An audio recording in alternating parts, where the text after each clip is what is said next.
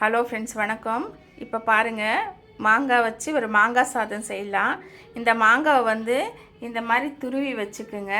இதுக்கு வந்து ஒரே ஒரு 2 சின்ன வெங்காயத்தை கட் பண்ணி வச்சுருக்கேன்.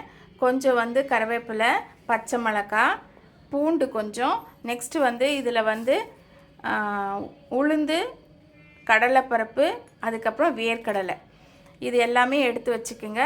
சாப்பாடு வந்து குக்கரில் இந்த மாதிரி பாருங்கள், உதிரியாக இந்த மாதிரி கொஞ்சம் தண்ணி கம்மியாக வச்சு வடித்து வச்சுக்கோங்க.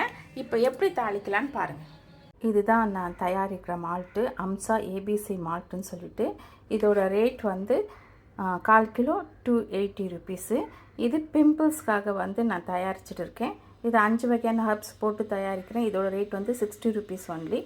உங்களுக்கு வந்து ஷிப்பிங் சார்ஜ் ஃப்ரீ தாங்க.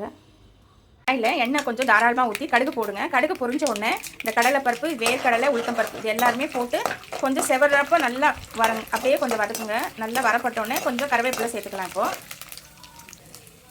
கருவேப்பிலை, பச்சை மிளகாய், காஞ்ச மிளகாய். இது பச்சை மிளகாய் ரொம்ப காரம் தெரிஞ்சவங்க 2 கொஞ்சம் கம்மி பண்ணிவிட்டு காஞ்ச மிளகாய் சேர்த்துக்குங்க. இதில் சேர்த்துட்டு கொஞ்சம் நேரம் வந்து எண்ணெயிலேயே ஃப்ரை பண்ணுங்கள்.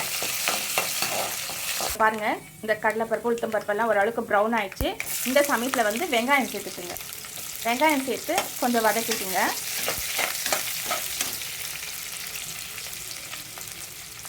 இப்போது இந்த வெங்காயம் இது எல்லாமே ஒன்று போல் கலந்து வந்துச்சு பாருங்கள். இந்த சமயத்தில் வந்து துருவி வச்சுருக்க மாங்காவை கொஞ்சம் இதில் போட்டுக்குங்க. நெக்ஸ்ட்டு வந்து சாப்பாடு போட்டு கலரும் போது நம்ம அது செஞ்சுக்கலாம். இப்போது இந்த டிஷ்ஷுக்கு தேவையான உப்பு இதில் சேர்த்துக்கலாம். இப்போது இந்த சாப்பாடு வந்து நம்ம இங்கே குக்கரில் வடித்து வச்சுருக்கோம் இல்லைங்களா, ஆல்ரெடி இந்த சாப்பாடை இப்போ அப்படியே கலந்துக்கலாம். கட்டி இல்லாமல் நல்லா கொஞ்சம் கலந்து விட்டுக்குங்க. கலந்து விட்டுட்டு அதுவும் கலந்தாச்சு.